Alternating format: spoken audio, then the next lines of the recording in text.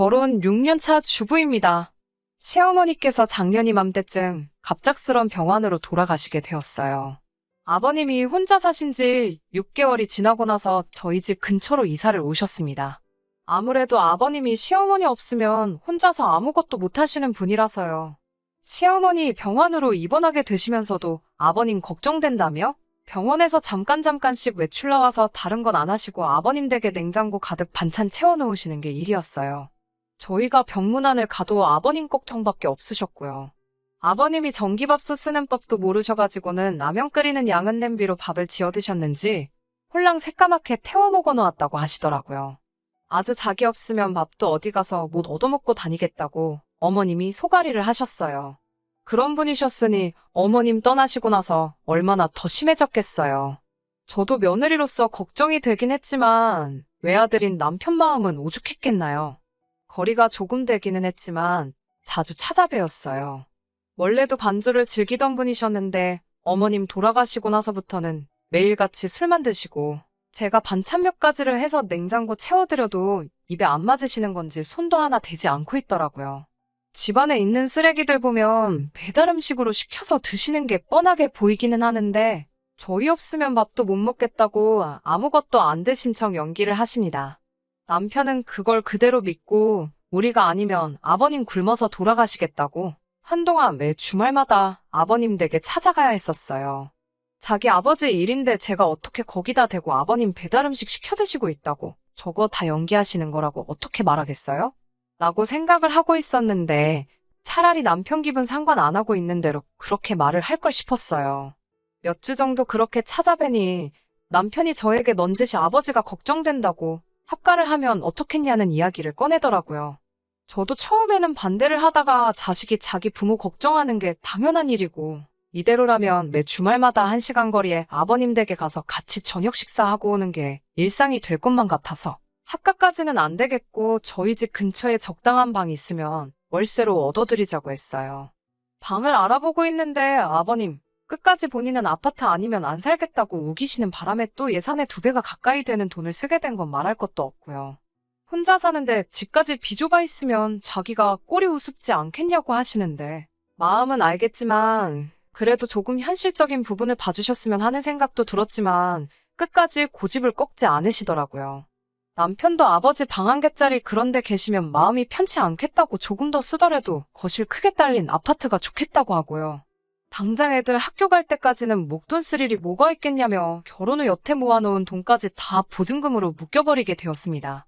여기까지 해서 끝난 이야기라면 사연을 적지도 않았을 거예요. 저희 집에서 걸어서 5분 거리에 있는 같은 단지 내 아파트를 얻어드렸는데 언젠가부터 아버님이 저녁이면 당연하게 저희 집으로 오시더라고요.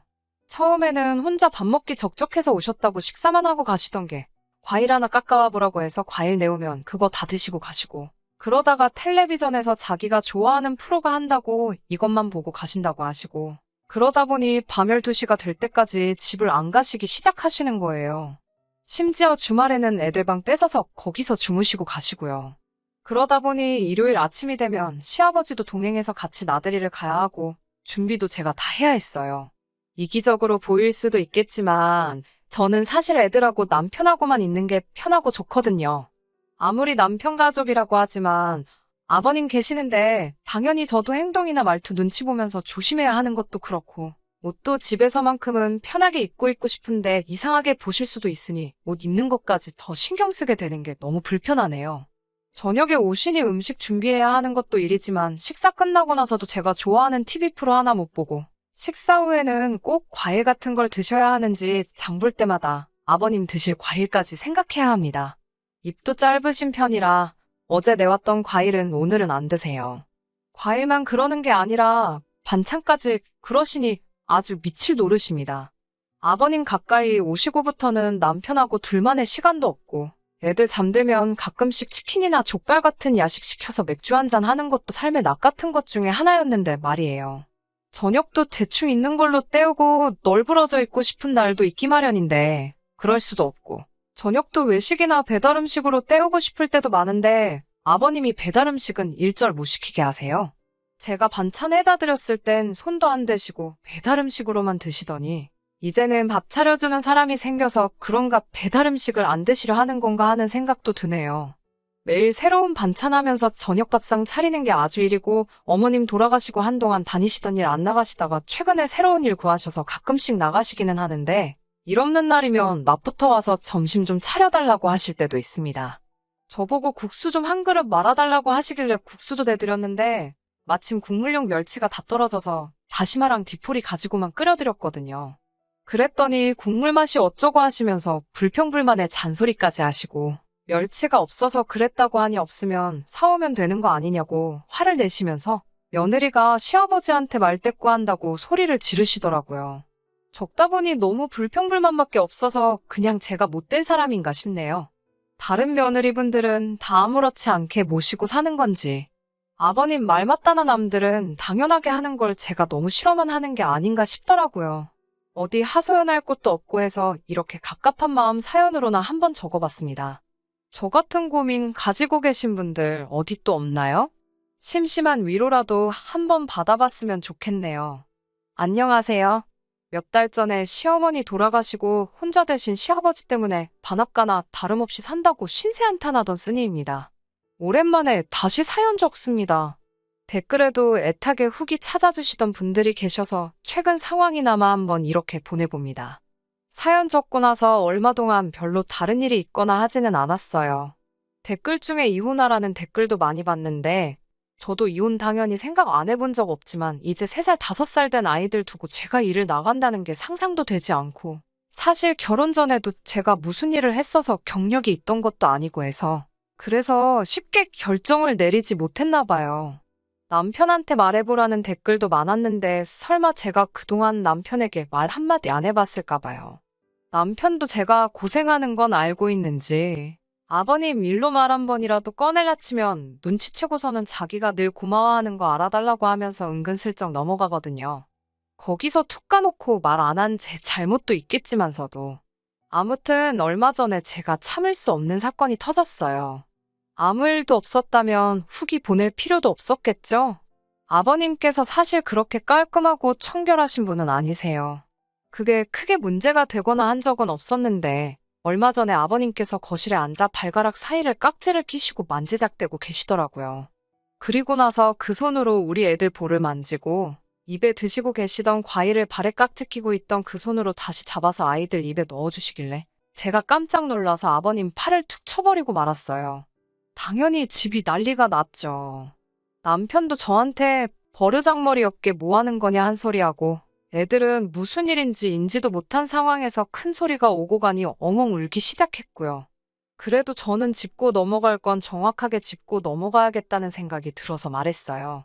아버님, 아무리 그래도 발꼬락 만지던 손으로 애들 먹을 거 주시는 건 조금 아닌 것 같다고요.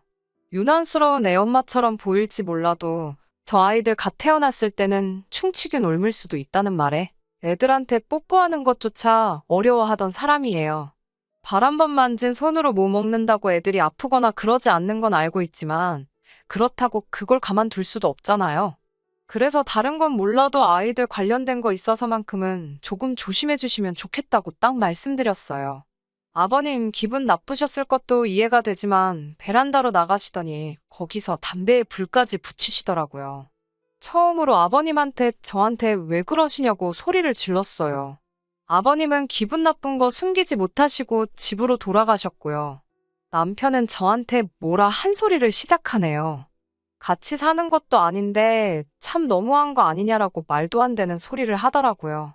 매일같이 오며 가며 하시는데 이게 같이 사는 게 아니면 뭐냐고. 잠만 딴 데 가서 주무시면 따로 사는 게 되는 거냐고 저도 소리를 질렀지요. 제가 뭐 오지 마시라고 눈치 드린 것도 아니고 이렇게는 못 살겠다고 들어놓은 적이 있는 것도 아닌데 오히려 급박한 상황에서 제가 행동거지 실수 한 번 한 거 가지고 두 사람이 마치 제가 못된 며느리인 것처럼 말하니 어이가 없더라고요. 불만 가득했던 건 사실이지만 그동안 제 나름대로 속으로 눌러가며 참아왔는데 말이에요.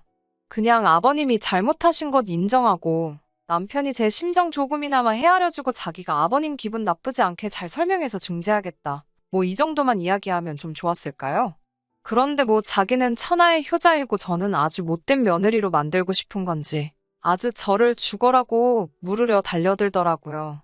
친정아버지가 같은 상황이면 너가 이랬겠냐고요. 입장 바꿔 생각해볼 생각은 안 하고 싫은 생각만 하니 자기 아버지가 행동 하나 저한테 거슬리게 했다고 그렇게 소리를 질렀다는 말도 안 되는 소리를 하는 겁니다. 우리 아버지가 재력이 있었으면 네가 이랬겠냐. 알아서 모시고 살았을 거면서 뭐 이런 말까지 들으니 갑자기 저도 눈물이 막 나더라고요. 여태까지 불편한 거 참아오면서 노력하고 고생한 거는 하나도 안 보고 애들한테 더러운 거 먹일까봐 한마디 한 걸 가지고 제가 이런 취급까지 당해야 한다는 게 너무 화가 나고 억울해서 말이에요. 남편 말 맞다나 시아버지가 제 친아버지도 아니고 말 그대로 시집올 때 받은 거라고는 남들 다 받는 만큼보다 모자라게 받은 것밖에 없습니다. 그나마 이제 좀 자리 좀 잡고 살만해지니 저금이라고 모은 거 보증금으로 들어가고 우리 생활비에서 쪼개서 그 비싼 월세 내드리고 있는 건데 제가 뭘 모자라게 했다는 건지 계속 바라고만 계시고요. 더 말하고 싶지도 않아서 방으로 들어갔습니다. 남편이 출근한 다음 날에 저는 몰래 짐을 쌌어요.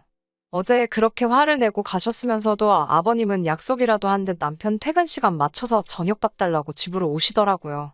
아버님하고 남편 있는 그 자리에서 싸놓은 짐가방 꺼내놓으면서 저는 이만 이 집에서 나가겠다고 말을 꺼냈습니다.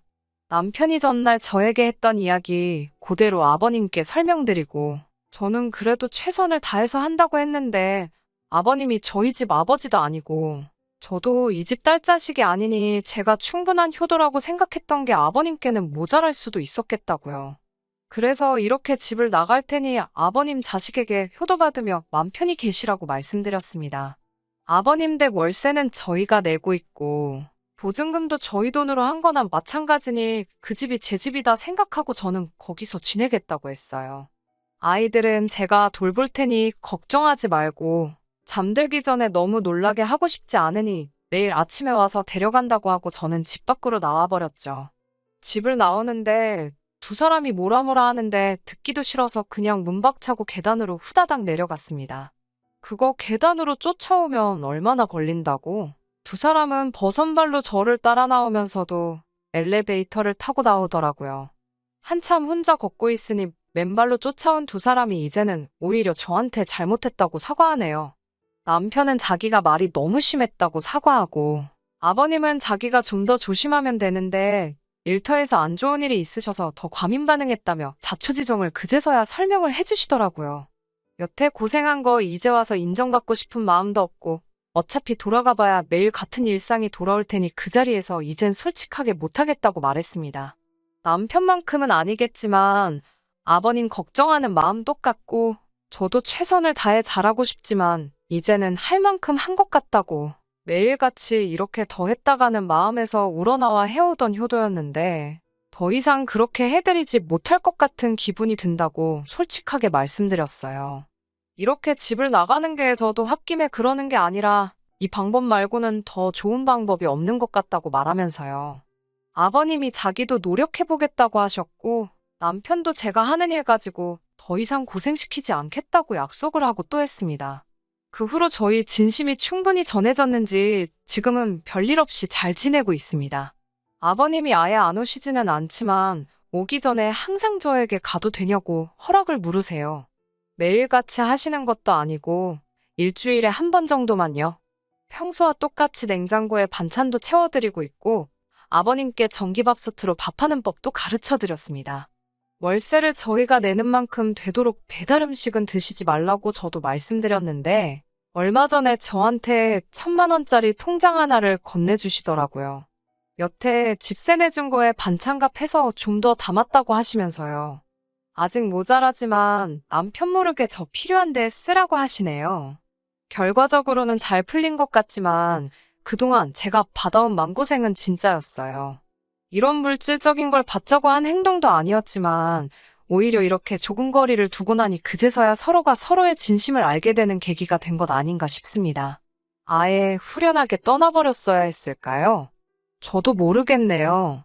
하지만 제가 애초에 원했던 이런 관계라면 저는 조금 더 시간을 가져도 괜찮다는 생각이 들어요. 후기 기다려주셨던 분들, 제 사연에 댓글 남겨주신 분들께도 전부 감사드립니다. 여태보다 더 안 좋은 일이 생기기 전까지는 제가 또 사연 보낼 일은 없을 것 같아요.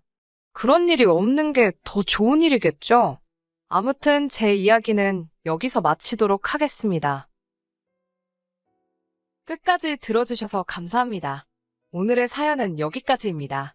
구독과 좋아요, 알람 설정 부탁드리고 더 좋은 사연으로 다시 찾아뵙겠습니다. 감사합니다.